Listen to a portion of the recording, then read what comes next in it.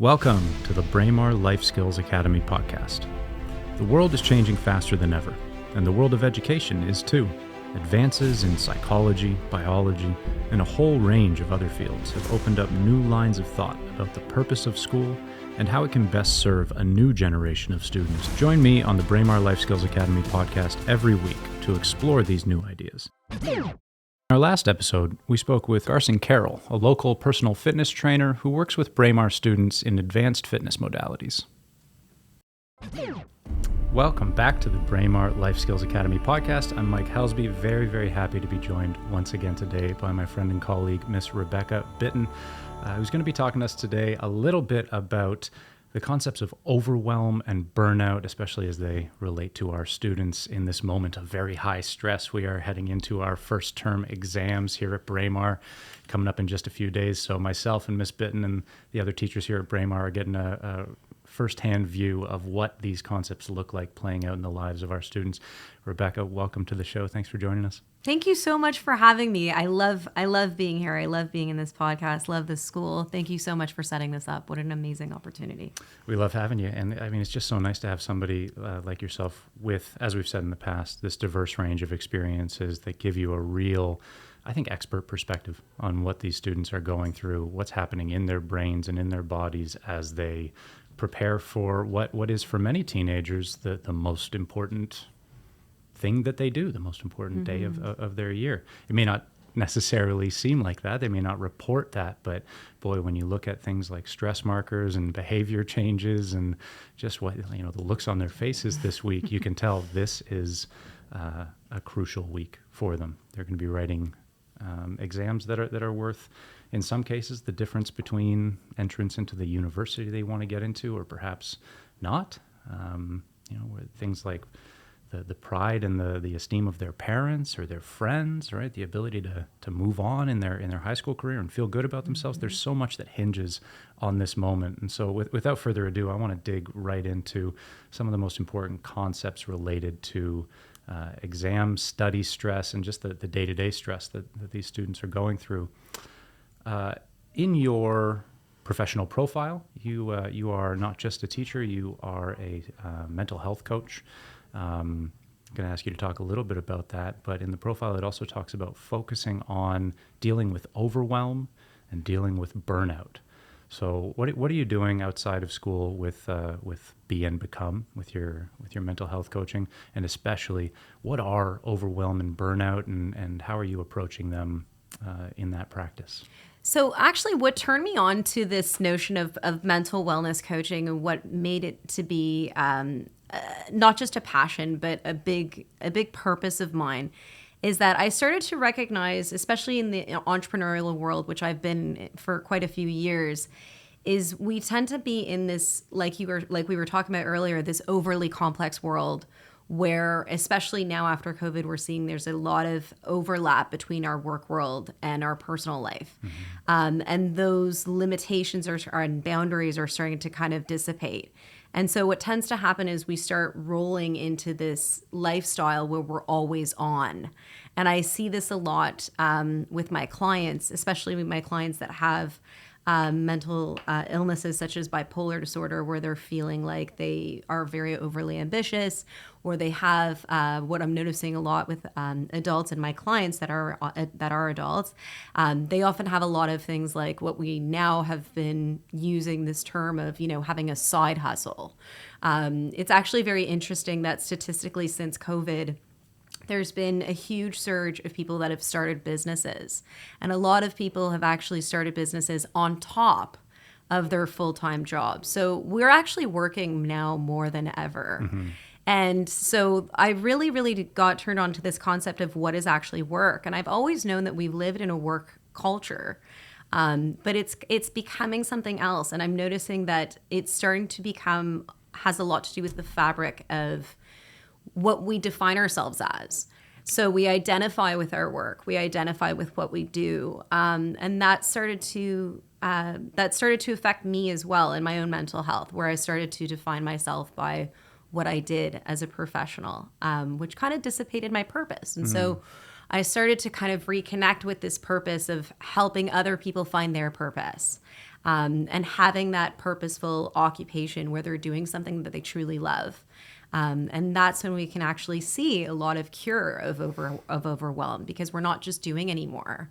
We're actually being and becoming, which is why I titled my program Be and Become, because one of the things that I think of when in my educator role is that that's actually a big part of who I am. I'm not just a teacher by profession, but I'm also an educator as a person. This is what I love to do. I love raising the potential of others, and I love being able to enrich the minds of the students and clients that I'm privileged to work with. So that's why I'm here, and I'm so happy that we're having this discussion about overwhelm, because it really robs us of so many of the precious things in life that are really we're getting a lot of shortage of, such as joy.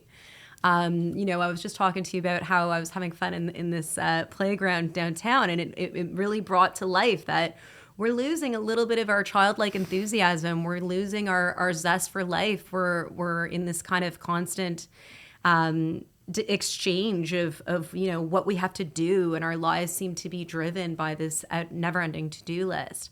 And we're seeing that both on the adult side with our parents and us, some of us who are becoming parents, as well as our students. So it's really across the board. And so one of the things that is great about podcasts like these is that we can share strategies and tools and resources that allow our students to build the skills that they need, so that when they get to our age and they become these adults, they can actually navigate through this overly complex world in a way that is healthy and sustainable, so that they can become who they're meant to become. Yeah. I hope that that's what this podcast does, even if it's the only thing that it does. I want students and whoever listens to this to know that you and I sitting here, the teachers in the students' lives, the parents in the children's lives, that we're all experiencing this, what I think is a modern phenomenon, but this sense that in some grand way we are inadequate to the demands of our lives, that we must hustle and grind and push and experience pain and make sacrifices in the name of capital S success, right? Whatever that is, we have this ongoing issue, I think, caused by modern media and social media, where we believe that we deserve to be observed, that we almost conduct our lives in front of an audience, and so much of ourself becomes performative rather than authentic. We give up those primal pleasures, those natural, often childlike joys, which I think if we were to take a step back and look at, we would admit are more authentic to our being and perhaps more beneficial to our health than the grind, than getting that next comma in the salary or whatever it is you're pursuing. And very quickly, even as I'm talking about this, I can feel the overcomplexity of the issue sort of beginning to cut off some of those creative realms that I would have wanted to take this conversation in, and I become worried that I'm missing out on some key point that we really need to express, and all of a sudden, the combination of fear, insecurity, whatever else you want to call it, can overwhelm, can overwhelm even my capacity to have a natural conversation with you about this topic. The one thing that I want to say before I forget it, when you were talking about entrepreneurialism and the massive growth in entrepreneurialism in our society, especially since COVID, my sense, having witnessed a number of close friends engage in this process, become their own boss, take control of their lives, whatever cliche you want to use, they're pursuing freedom, right? They're pursuing a version of freedom. And I'm reminded of this famous Soren Kierkegaard quote, that anxiety is the dizziness of freedom. Right? I love that. We jump into this thing thinking that now I'm going to have control and life will go on my terms and it's nothing but upwards momentum from here. And all of a sudden we're almost flooded with anxiety, right? How ironic, anxiety being the dizziness of freedom. Bringing it back to the level of students, we're sitting here at Braemar with probably those, maybe they're thinking of entrepreneurialism in their future, but the big challenge right now is getting through these exams. Can we go right down to basics and just talk about what exactly is overwhelm from a subjective and maybe even from a neurochemical objective perspective, as well as burnout? What does that feel like in the life of a young person? Yeah, so it's very interesting. When I think about overwhelm, I often find that a lot of us believe that overwhelm is almost incidental. That it's a moment where we're in class and all of a sudden we're starting to sweat and our breath gets really short and we're having this attack. That it's this kind of thing that happens. What I've noticed in my experience, both as an educator as well as a coach, is that overwhelm is actually something that is a buildup process. So the overwhelm, even though sometimes it feels like an incident, like it happens to us, a lot of the time I actually consider overwhelm to be a last straw emotion. So generally speaking, and this is why I like to ensure that, especially in a classroom, one of the things that we really need to focus on is the fact that our entire term should actually be paced out in a way that prepares our students for this moment. So you were talking about how incredibly momentous and important and critical these moments are in the exam period. And the way I see it is almost like the way an athlete would see their Olympics or their competition, right? It's not like they arrive at the competition a week before and say, cool, I'm ready. I hope everything goes well, right? There needs to be a regular training towards that, right? And so this is why actually I'm very happy that in our educational system, we've started to incorporate the importance of process work.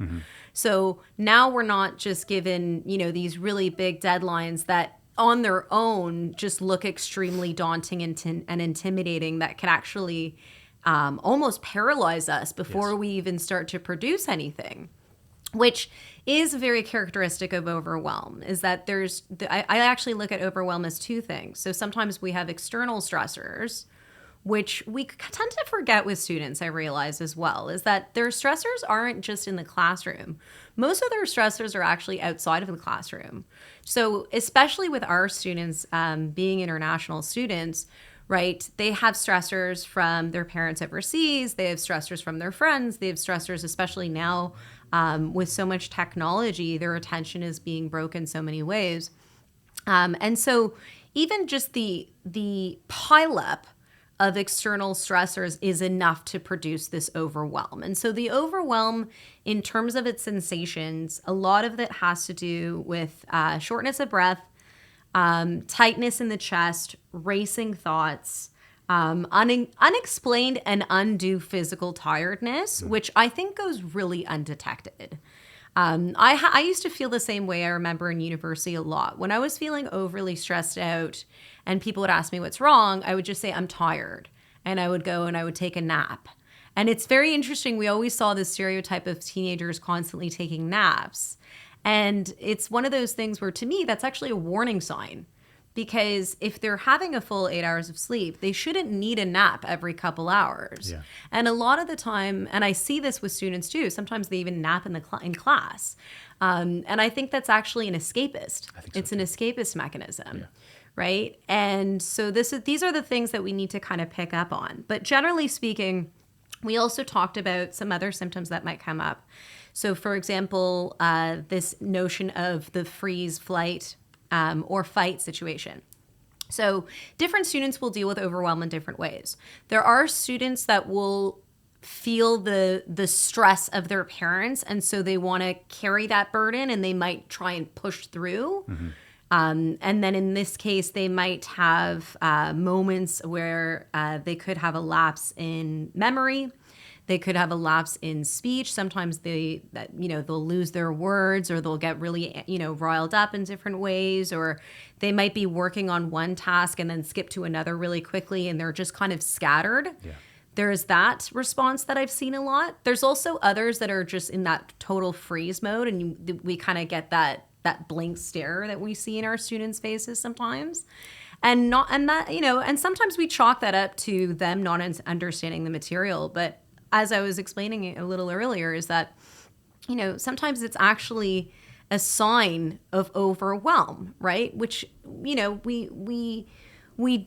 recognize it when we're thinking of things like shock, right? When someone is in shock, I remember when I was doing some first aid training, that was one of the biggest symptoms. They just look frozen, right?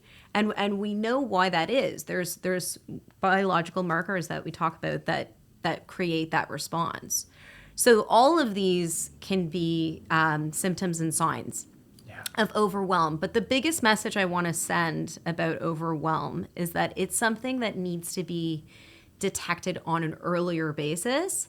So, and this is one of the things too, that we also need to teach our students how to detect it in themselves. So one of the things that I coach my clients on is to check in with themselves on a periodic basis throughout the day. So actually do a check-in with their bodies and say, so like, am I feeling any stress in any part of my body? So we'll do like a body scan. You know, a lot of the time, most anxiety is usually felt in the chest or in the stomach. So some people feel queasy. Some people feel, I know for myself, when I'm feeling kind of riled up or I feel like I'm in too many places at once or my mind's in too many places at once, I usually feel a tightness in my chest. And that's when I know when I need to slow down. And that's when I know I need to take a few deep breaths. But it's one of those things where we need to check in, right? Because if we don't, the latent feelings of anxiety are the precursors to overwhelm. I see. So the overwhelm doesn't just happen. It's because of a prolonged disregard for a buildup of emotions, anxieties, fears, panics, stress, all of these feelings that build, right? Build and then kind of bring this chasm of overwhelm that we see.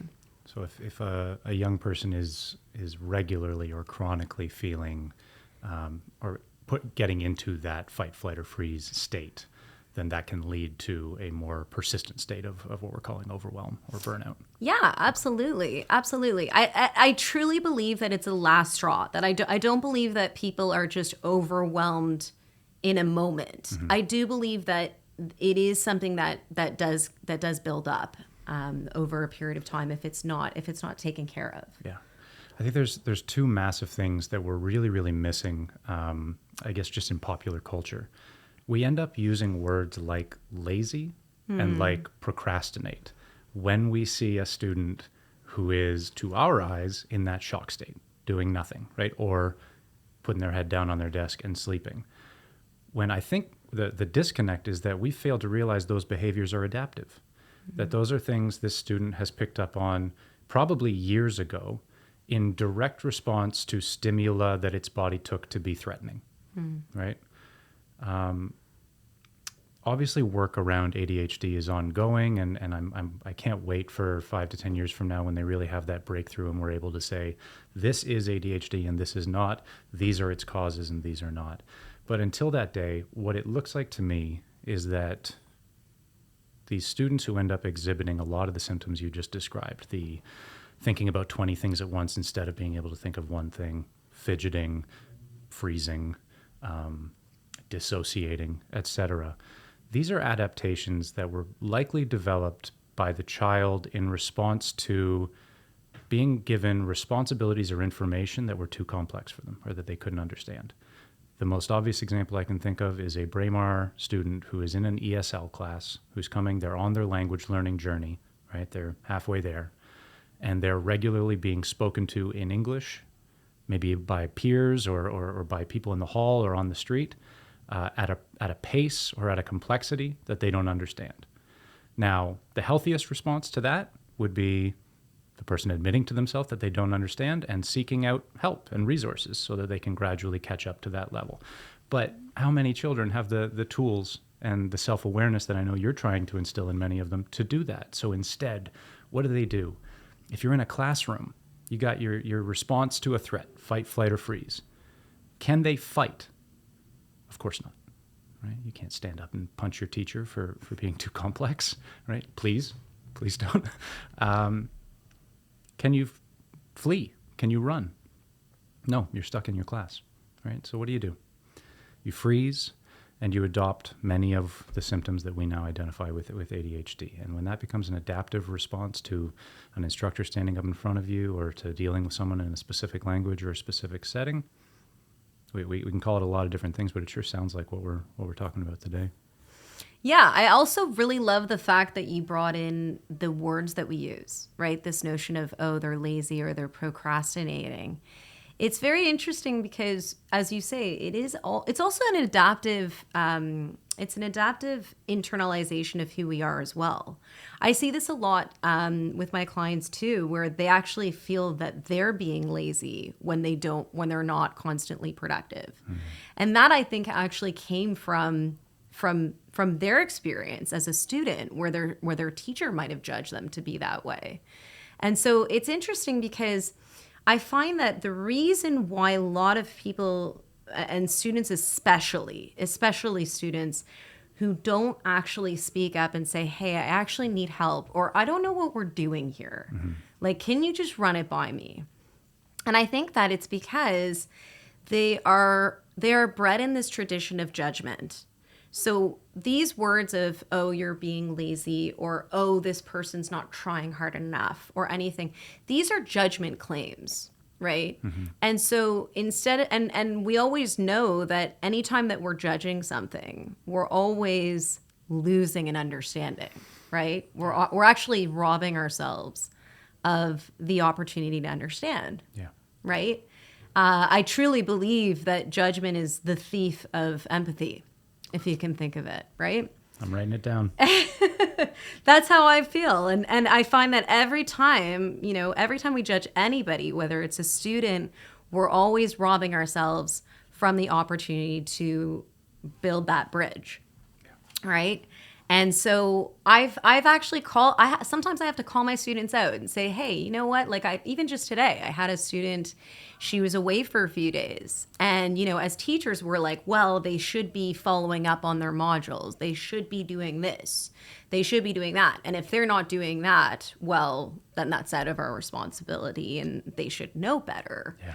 Right. And I think that talks a lot about what you were just saying earlier, that, we have these younger kids and we keep saying as parents or as administrators or any other, authority figure or educator figure. And we say, well, they should just know better. Right. But we're starting to lose the connection where it's like, well, why? Why should they know better? Did we teach them any better? Have they practiced any better? So I find that a lot of the time, it's not that they have a lack of self-awareness. I think it's fear of being judged. Nobody wants to, and adults do this too. Nobody wants to stand up and say, I don't get it. Yeah. And the funny thing is when we do get those people who say, I don't get it, we start to get all these other people who say, well, we don't get it either. Yeah. Yeah. And then it's like, well, then how come none of you said anything? And we're all just so worried about being judged about this. And I think that that's also remnants of what you were saying earlier, that we kind of have this strange performative feel where, we feel like we need to perform in a certain way. And that happens a lot with teenagers too, right? They're building their ego. I would say especially with teenagers, like uniquely with teenagers. We know the psychological traits that separate a teenager or an adolescent from an adult are focused on two key concepts. One is a willingness to embrace risk. So they're far less risk averse than an adult. You can understand why with the lack of development in the prefrontal cortex. The other one is a hypersensitivity to status hierarchies, right? Which isn't to say that we as adults aren't constantly comparing ourselves to others and keeping up with the Joneses and all that. But if you recall what it's like to be a teenager, the biggest stress in my life, day to day, consistently, wasn't that I was about to get tackled on the football field or I was about to fail a test, but that somehow in the unspoken pecking order of my social surroundings, I was going to fall down a peg. I was going to do something embarrassing or be called out in some way or made to seem weak or uncool, whatever that means, in some way, and someone was going to get ahead of me in the social order. I distinctly remember, I don't know how universal this experience is, but in my middle school, there were, no joke, there were 8 boys and 8 girls who were the cool kids in my grade. And it was almost like they got together and there was like some cabal where they like took a vote and they said, we need to fill this quota and there can be no more and no less. And everybody knew it. It wasn't up for debate, right? And I think, all of which is to say that hypersensitivity to status hierarchies goes a long way in the silence of suffering students, right? We know Henry David Thoreau, most men live lives of quiet desperation, right? And I think of the funny videos that you can watch online, the sheeple, if you see a group of people standing at a street light waiting to cross and there's no cars coming. They're all looking, nobody's moving. And then one person goes, and then five, and then everyone, right? And that's exactly what you're describing. I think when one student, if they are given the tools, the resources, the space, the trust to be able to raise their hand and say, I'm not quite sure what you mean. Where is this in the book? Did we study this before? I feel bad. I'm sorry that I'm interrupting, but is anyone else confused? How helpful would that be to not just that student, but all of their peers, right? And as you say, you're almost guaranteed to see 5 hands go up after that. So what can we do as educators, as parents, as people in the lives of others who are going through overwhelm and burnout to give them that ability to raise their hand or express uncertainty? Yeah, absolutely. So I actually have written down a few things, some interesting little tactics that we can employ specifically in the classroom, but on a broader sense we can do as well. I find accountability helps a lot.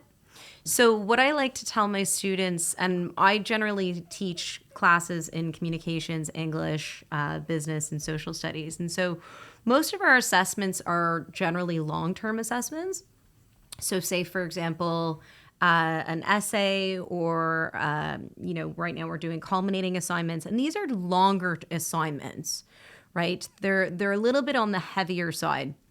So I always want to make sure that they understand that even though the assignment seems big, it's actually really just a series of checkpoints. So I'll make them into checkpoints. And so I'll say, okay, in this work period, if I'm going to give you this work period, I want to know that in the next hour and a half, you're going to have this essay outline done, right? And I'll hold them to it. And I'll say, okay, let me see what you've done so far. And I always make sure they understand that this is not a judgment. I'm not judging them for how much they've gotten done. This is also for teachers to understand how long it takes a student to carry out the task as well.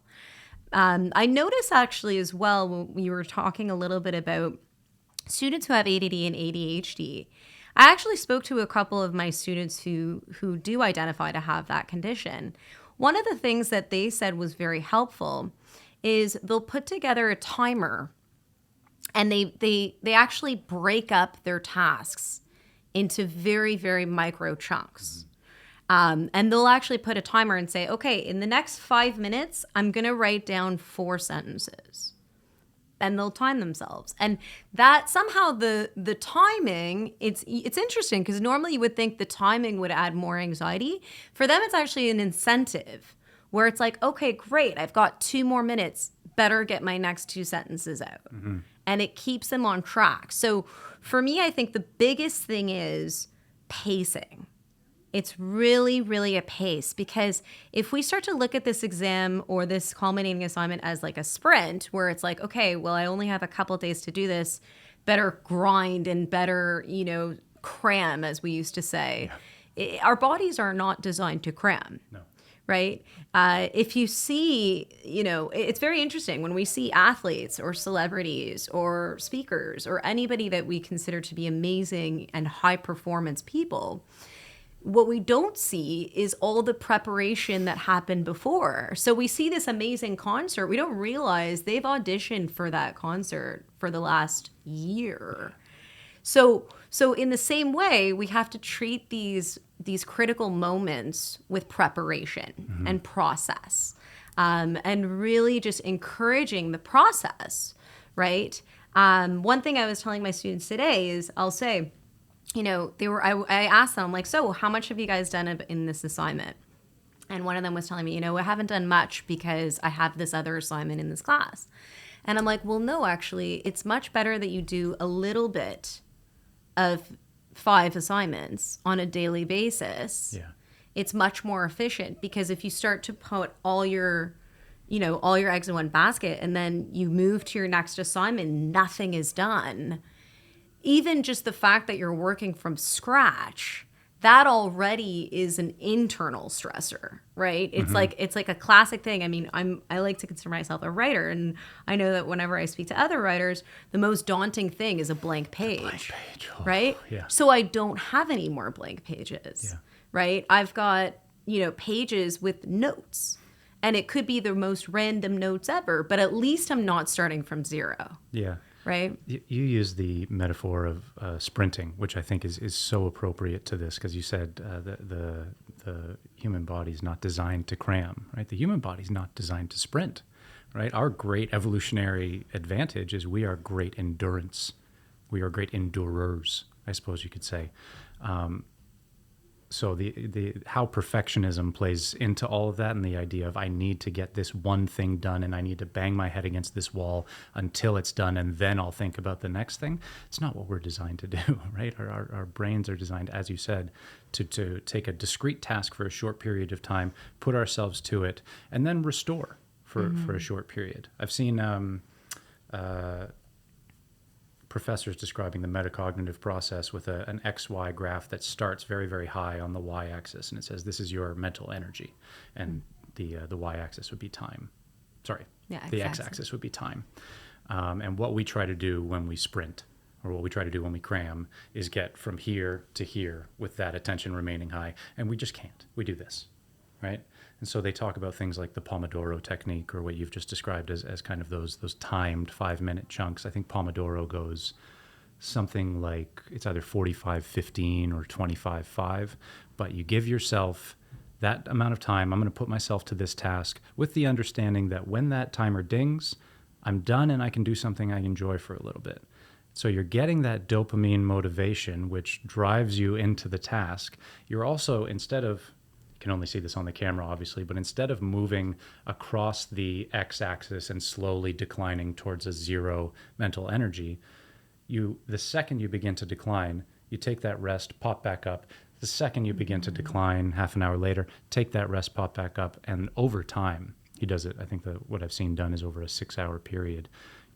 With that technique, you can get 5 hours and 10 minutes or 5 hours and 15 minutes of study done, as compared to if you just tried to put your head to that wall for 6 hours straight, you're going to get maybe an hour before you experience overwhelm, burnout, absolute lack of motivation. You hit the wall. That's another running metaphor, but whatever you want to call. And then if you add into that mix this, I think, largely culturally insistent idea of perfectionism, right? That I'm not going to be rewarded unless this thing is perfect, even if I don't know what perfect is, even if I'm 16 and I'm just kind of guessing what my teacher wants. You've used the word paralyzing. It's absolutely paralyzing. And it happens to our best students alongside those students who are struggling. Again, I think the timing, setting yourself a timer and being really intentional about how much you're going to work before you experience some sort of reward. Accountability, as you've said, making sure maybe someone's alongside you, pushing you towards that. All of these things have really easy correlates in the world of business and the world of sports, I think, because we know about collaboration and we know what teamwork does in terms of spawning creativity. And then you've talked a lot about process. I really, really encourage anyone out there who's raising a kid or teaching students to engage with the work of Professor Carol Dweck on growth versus fixed mindset and rewarding process over product. Okay? Because when you talk about a student perfectionist, you're talking about someone who believes their only worth is in the product, in the thing that they produce.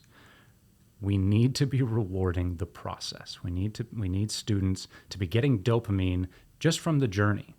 Right? Because that's what's going to see them succeed in the long term, right? Steady, consistent process work.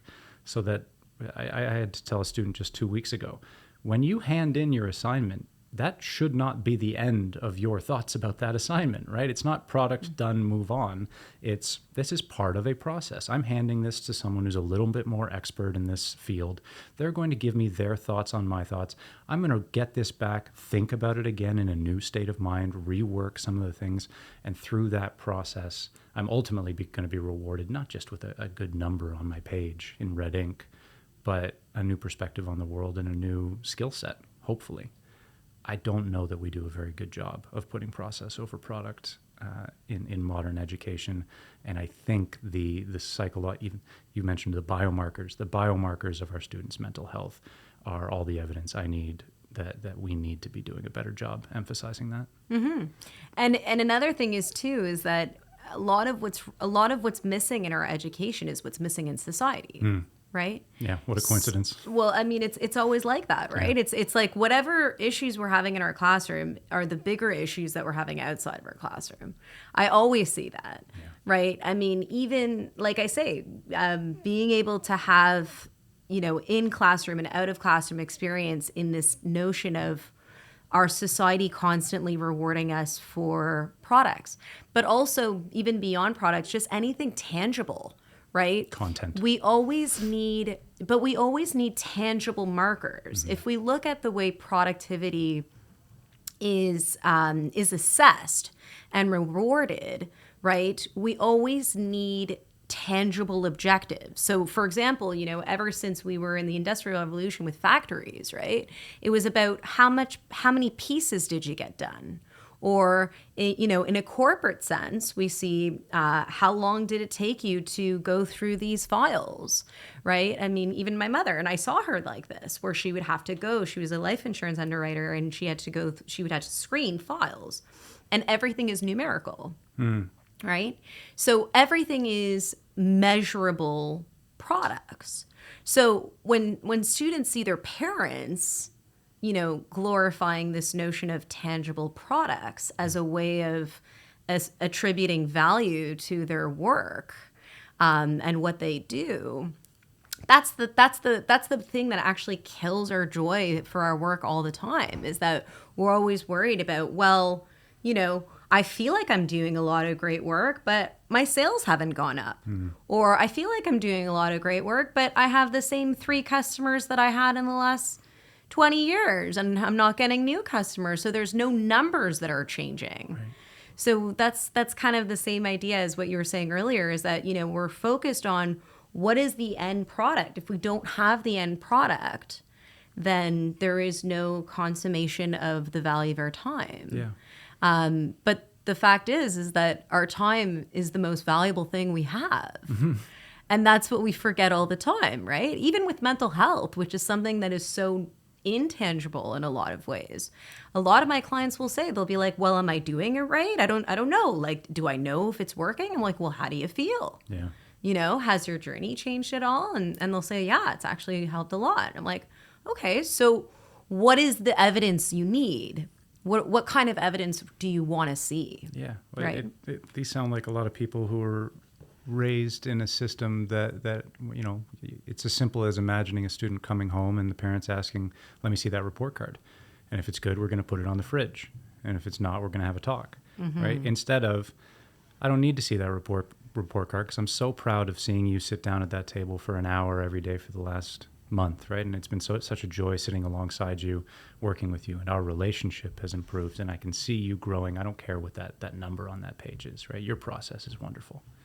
Right. And it's when I look at people coming out of grade 12 or people coming out of university, it seems to me very much that though we are doing better, though we are beginning to explore in a serious manner the mental health implications of our approaches to students, it still seems like we have a system that would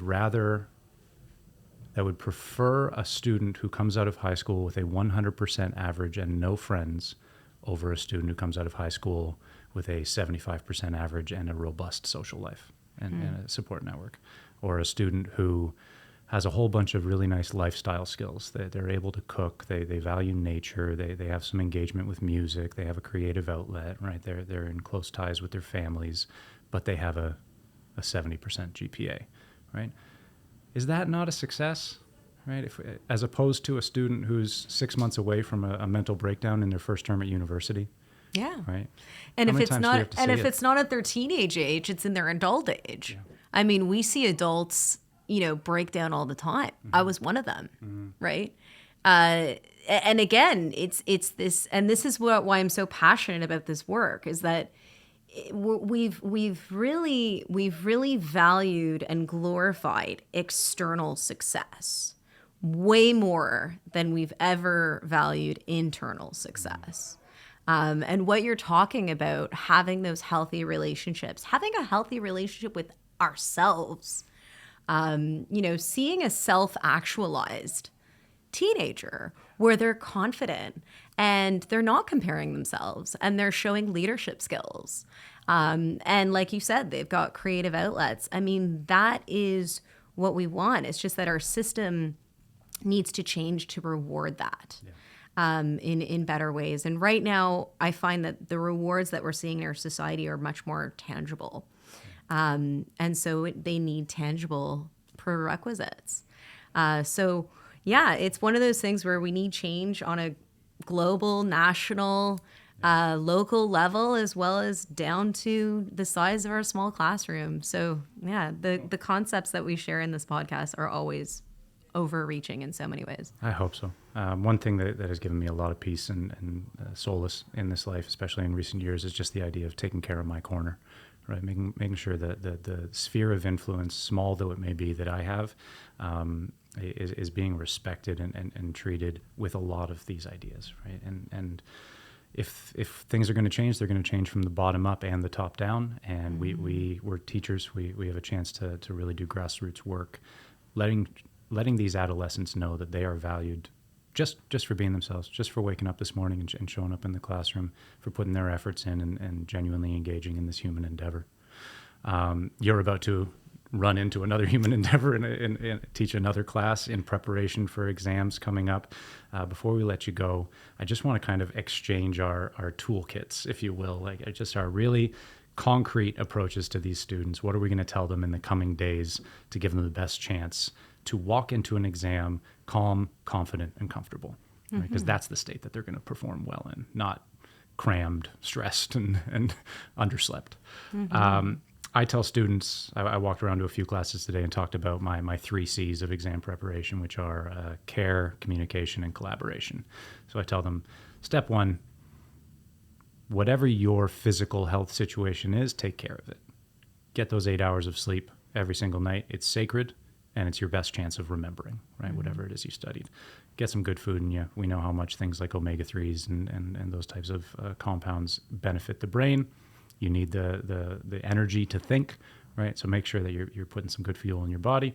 And exercise, right? Exercise to get rid of some of those hormones rolling around in you that are a product of that fight, flight, or freeze situation.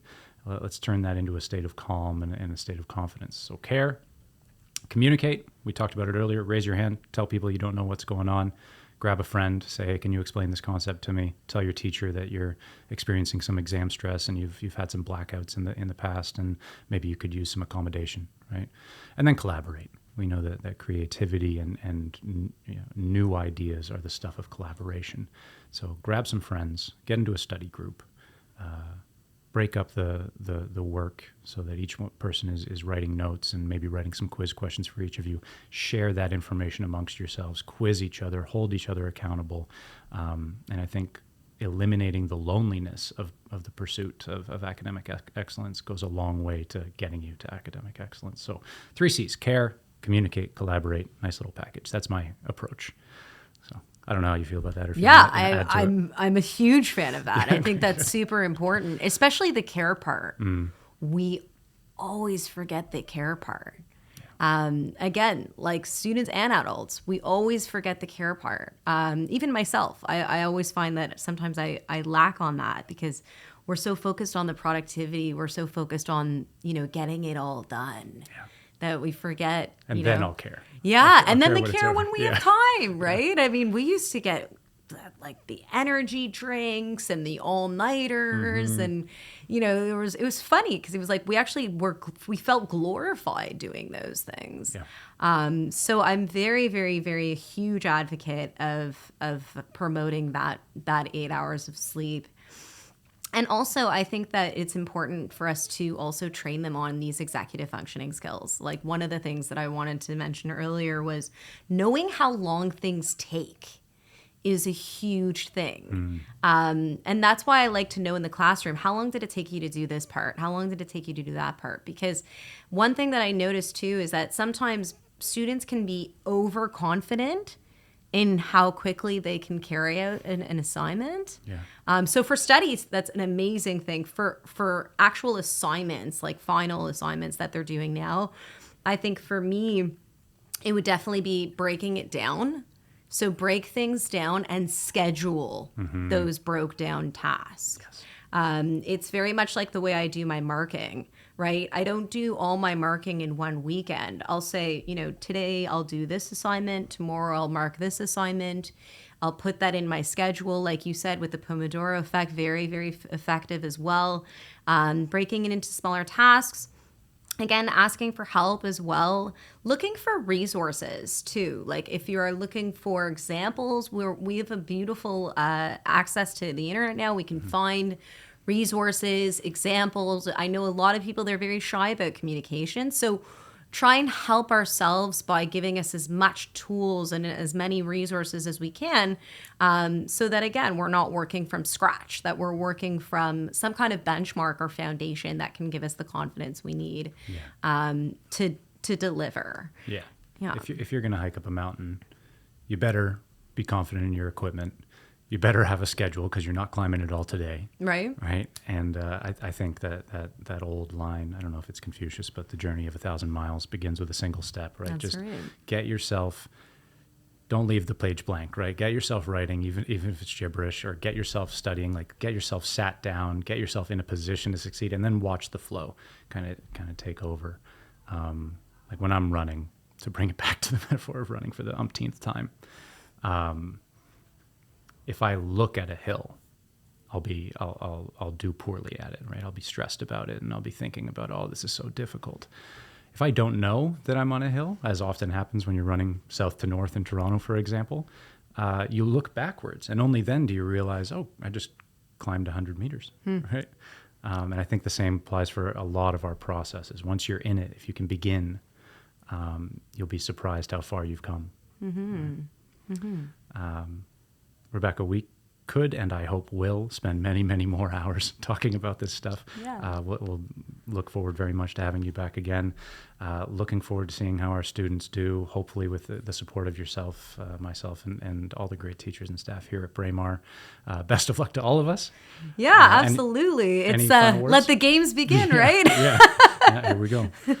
We'll see. And I mean, shout out to all the teachers out there who are going to be spending dozens of hours in the coming days and weeks, making sure these students have actionable feedback and are able to move forward with the knowledge they've gained over the last term. Thank you for what you do. Absolutely. Thank you for what you do. Thank you for having me, all of you. Sure. And may we continue to see both internal and external success in our students. Well said. On that, thanks for being with us. Looking forward to being joined next week by Dr. Diana Breacher from Toronto Metropolitan University, talking about more ways that students are going to be able to care for themselves and engage in the process of authenticity and actualization. Can't wait. Thanks for being here with us today.